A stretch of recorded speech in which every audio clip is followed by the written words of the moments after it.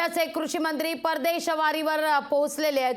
या सगळ्या विषयी अधिक माहिती घेण्याकरता थेट जाते आमचे प्रतिनिधी सचिन बडे यांच्याकडे। सचिन, काय अधिक माहिती या सगळ्या संदर्भात? काय ही परिस्थिती आहे? एकीकडे 2 बॅगा बियाणांकरता संघर्ष आहे, तर दुसरीकडे कृषी मंत्री कूल होण्याकरता परदेश दौऱ्यावर गेलेले आहेत। एकीकडे मात्र बियाणांकरता संघर्ष करत ऊन तापलेलं असताना देखील या ठिकाणी वातावरण तापलेले अकोल्यातला, दुसरीकडे कृषी मंत्री राज्यात नाही, शेतकऱ्यांकडे पाहिला नाही, परदेश दौऱ्यावर।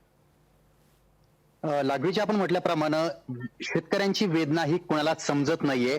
मग ज्यांच्या हाती शेतकऱ्यांची जबाबदारी दिलेली आहे ते म्हणजे कृषी मंत्री, मात्र ते कुठे आहेत हाच शेतकऱ्यांना एक मोठा प्रश्न उपस्थित झालेला आहे। कारण शेतकऱ्यांना पुढचं भवितव्य पाहण्यासाठी त्यांनी बियाणं खरेदी करायला सुरुवात केलेली आहे, खते खरेदी करायला सुरुवात केलेली आहे, मात्र कृषी सेवा केंद्रांवर ते मिळत नाहीये। त्यामुळे शेतकऱ्यांना संघर्ष करावा लागतोय।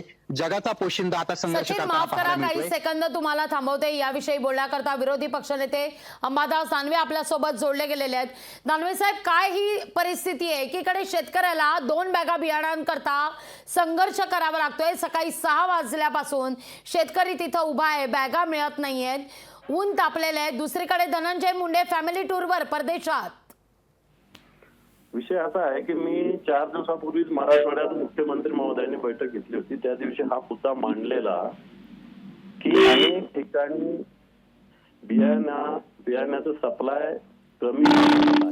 दानवे साहेब, माफ करा, मी तुम्हाला मध्येच सोडलंय। तुम्हाला विनंती करते, तुमचा आवाज व्यवस्थित आमच्यापर्यंत पोहोचत नाहीये, आमच्या माध्यमातून महाराष्ट्रापर्यंत पोहोचत नाहीये, काहीतरी नेटवर्क प्रॉब्लेम येतोय। पुन्हा एकदा आपण तुमच्याशी संपर्क साधूया। दानवे साहेब, माझा आवाज पोहोचतोय तुमच्यापर्यंत? येतोय ना, मला येतोय तुमचा आवाज। आता तुमचा आवाज व्यवस्थित येतोय, बोला। नाही, एकतर लिंकिंग एक प्रकार मोठ्या प्रमाणावर सुरू आहे वेगवेगळ्या ठिकाणी व्यापाऱ्यांच्या मार्फत, आणि जे पाहिजे ते बियाणं मिळत नाहीये पूर्ण।